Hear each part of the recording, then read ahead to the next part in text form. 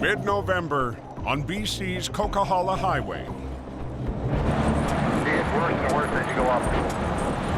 Temperatures hovering around zero. Make the climb greasy. It just turns into a slush ball. But people keep coming. That's everybody's motto. It'll never happen to me. Hustling down Snowshed Hill. Don't be gentle. Is a Vulcan wrecker like no other. Back down and unplug the road. Who is it, Quiring? All right, let's roll. First, second, third, fourth. 1, 2, 3, 4. For more than 3 decades, All right, here we go. Quiring has helped truckers running the mountain pass. When I started calling for my dad, there would be maybe 50 trucks in 24 hours. But now, there's about 6,500 trucks. On the south side of the snow-shed, That's a little bit of an issue. You can't park here, you're gonna get hit. We need to get you out of the way. Highway Supervisor Tom Agar No brakes. Let your clutch out.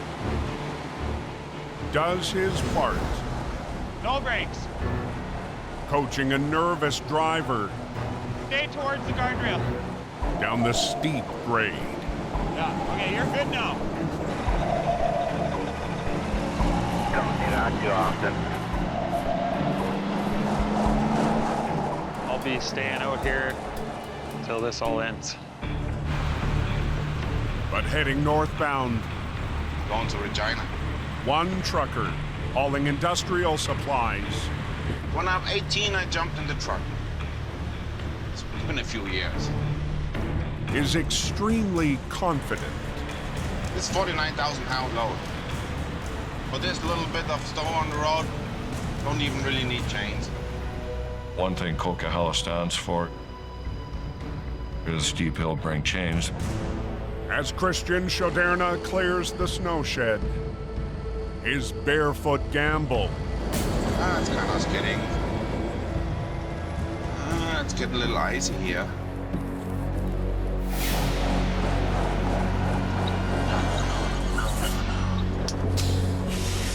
stops him dead.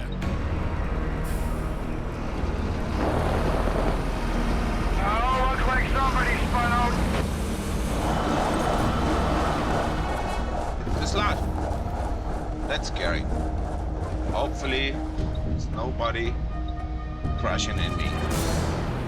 It's very stressful. Stressful for that driver. Crews have been working 24/7. Now, Highways Maintenance Supervisor Curtis Brown. Our main goal right now is to get transport and essential traffic on it ASAP. Must keep the pass accessible. A lot of the repairs that we need to do are going to be temporary to get it open for the winter. So equipment and materials All these rock trucks are hauling out of Bob's Canyon Quarry. can reach more than 20 damaged sites. Chaos for a little while. Near the town of Merritt, All right, looks like we're good to rock and roll. one rig hauling supplies has a familiar face in the driver's seat. Today I got a special load of guardrail. This destruction of the highway, it hits close to home. I was in the tow industry for many years. We're gonna be here a while. For several winters, Eddie, Jim Beckett was a heavy operator coming out real good. for reliable towing. Just like that, boys. Now, About 200-300 pieces of equipment. Jim rolls through the rebuild This is massive. You'd never believe it unless you've seen it. With 32 concrete barriers, Heavy load here. weighing 2,000 pounds each. There's probably a minimum about 1,000 of these guardrails to come here.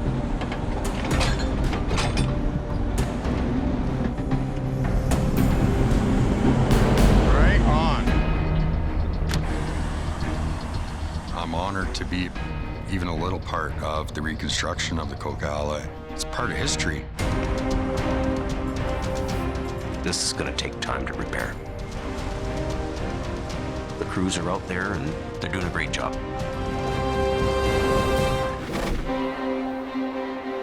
What's going on Highway 1? To the southwest, They're doing a recovery there. Al and Merv Come on. struggle with a 70,000-pound pole.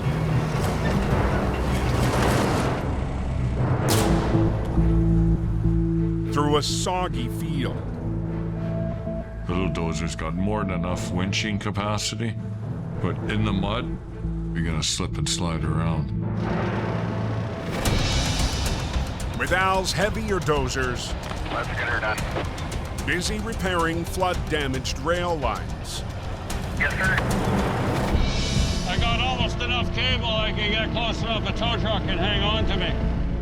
The 25,000-pound D5 needs some help. Little dozer doesn't have the weight of one of the big ones. The only answer is to run a cable out from my truck to Al's D-Cat so he can continue to bring the wreck out the field.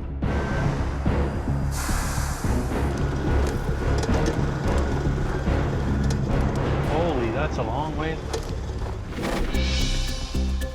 The 50-ton rotator will hook to the dozer and winch as the cat pulls the semi.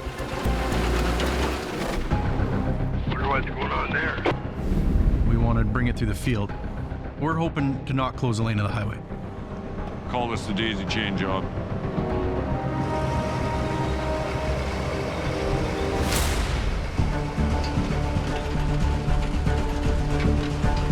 I guess they're pulling the wreck out. There's a lot of tension on those lines. If one of those cables breaks, it's not going to be pretty. They got it tight straight up, eh? You don't want to catch anything in the teeth, that's for sure.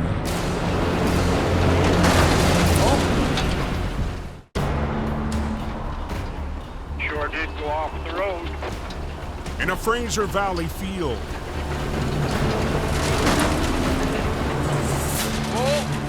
an extraordinary long line effort. You got one line attached to the nose of that cat. You got another line pulling from the back of that cat. I've never seen that before. As Merv and Al giving their all against a 70,000-pound semi. I just want to be very careful with this, definitely. Earlier today, the transport careened off snowy Highway 1.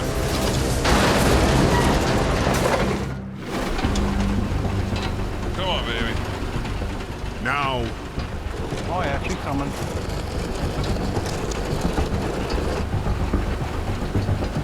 oh, it's a fight. Oh! For every inch. Whoa! As we're progressing into this job, well, you got to be careful. The last thing you want to have is things get out of control.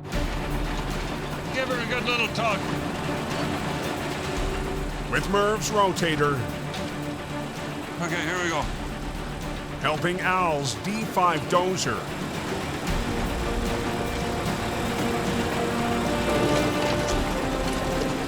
Almost there, buddy. Almost there. The muddy tug of war. Beauty. Reaches the final round. Good. Al and Merv double down. Almost there. Need a little bit more.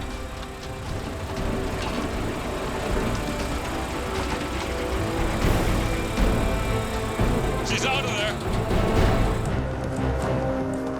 It was fun and enjoyable working with Merv. Great job. It worked out as teamwork should. It worked out tic-tac-toe. I'm quite happy with the way this one went. We managed to do this without affecting traffic. Another day living the dream. Oh, Houston, we have a problem. The next day in the Fraser Valley. Anybody confirm that there's a truck wiped out? It's a bad morning for a local trucker. It looks like it just happened. A loaded B train has flipped. He's turned right over in the ditch. The tractor is on its wheels, but both trailers lay on their side. The driver escaped injury and is still on scene. Coming down the road, I got a text on my phone. I looked at it, put it back on the dash, and by then I was catching the ditch with my trailer. We were about 3 blocks away, and you could hear the sliding and the bang of the truck sliding down the road. The highway, used by hundreds of commercial vehicles every day, has been squeezed down to a single lane.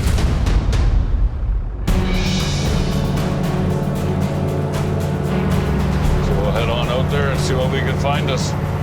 Al Quiring is on his way with his Vulcan V100 heavy wrecker. I don't know what it's loaded with. Half my job is not knowing what I'm going to do. So here we go.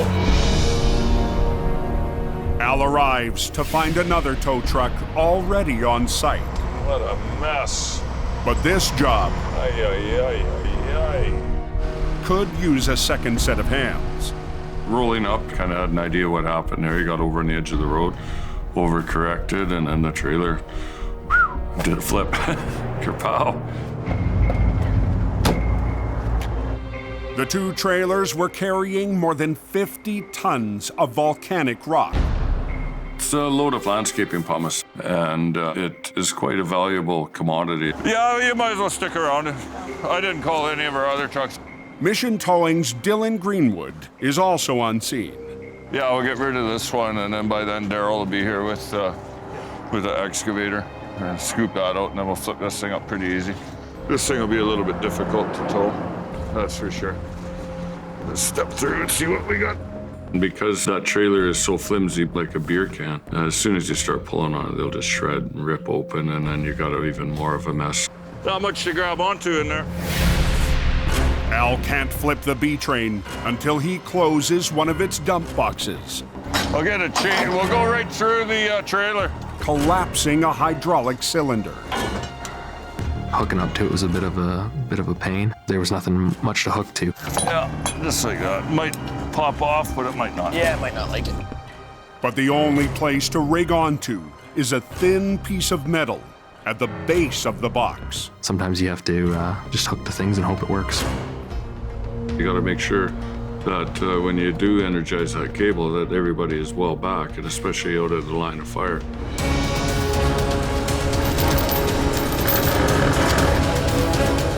Try and tickle it and talk nice and come on baby, you know, it's gonna hopefully shut.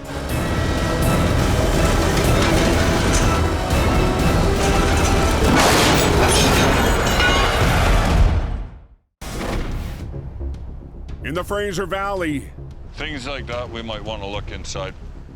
Al Quiring is treading lightly, It's a blasting box. looking for hidden hazards Talking 1950. on a rural recovery with his sons. It's a dangerous job. There's a good chance of dynamite on site. Well, you've got to be diligent and watch what you're picking at. Oh. So far, no dynamite. I bet you they were cooking moonshine, dude. And Al sifts through decades of lost pieces. What do you think was going on at camp? A little bit of bathtub rum? Left behind by a logging pioneer. He really never let anything go, because when you're out in the logging camp, you can always repurpose things. But to haul away the largest antiques. Progress is coming. Al is back in his dozer. And today's heavyweight battle. This we're gonna haul out of here. Is with a large piece of heavy metal history. A 50,000-pound earth mover called a Gradall. In the valley. I think it went right around the dip there. Oh, yeah. This will be fun to try and get out of here. Here we go. Al Quiring and his D5 dozer. Come on. Are in a backcountry battle. Yeah, she's sinking in the mud.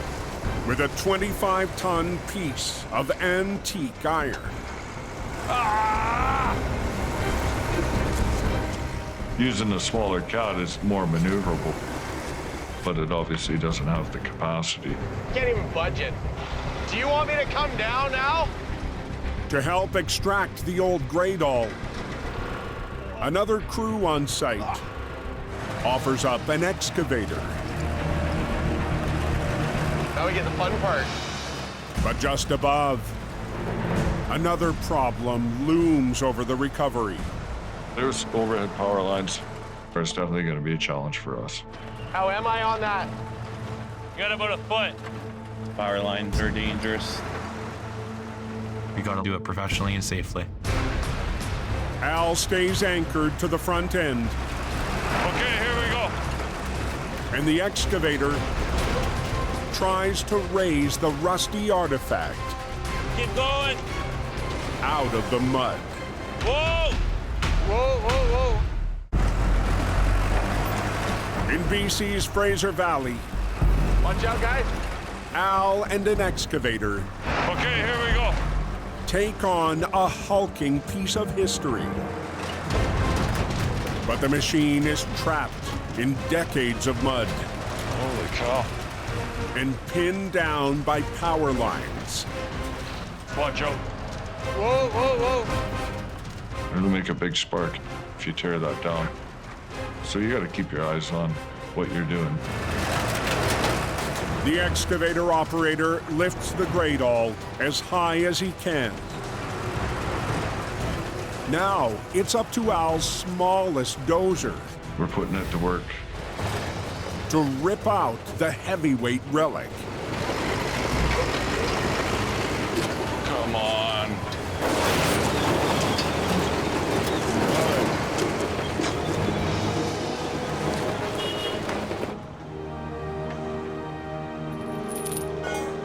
Free from its muddy tomb. That's good. The oversized artifact can be hauled away off-site. My D5, it's the little machine that could. Al moves on, and in a clearing. There's a few nice pieces of big iron in there. Uncovers the prize of the day. I spotted an old, tired D8 bulldozer. It's starting to get me jittery. I love old caterpillars. But I brought home my first D9. It looked a lot like this one. It's rusty, ugly. This thing might run. Again, it might not. I don't think my wife's gonna be too impressed if I bring that home. But Al That's moving. sees nothing but potential. Might be rusty iron, but you gotta have the eye for rusty iron. My father loves antique vehicles. This never ends. There we go.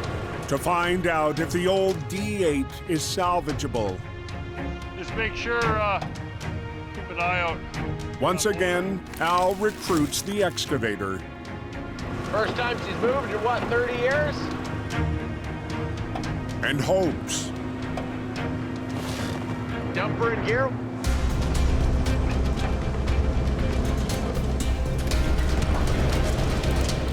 The tracks still turn.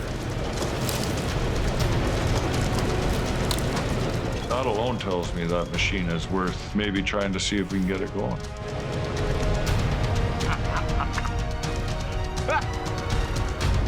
That old dozer is like a rock star. Come back later on, pick it up. I'm hoping that maybe that old tractor might have a future. After a full day of digging back in time, I think we got a fair little bit done. Al and his sons That's that. must head back to the modern world. See how many phone messages we got. Hopefully it's not all chaos on the Coquihalla. And will have to return later for the rest of the salvage.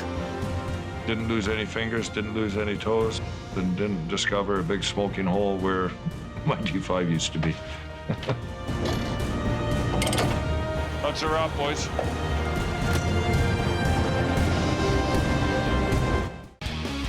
Watch full episodes on the Weather Channel and the Weather Channel TV app.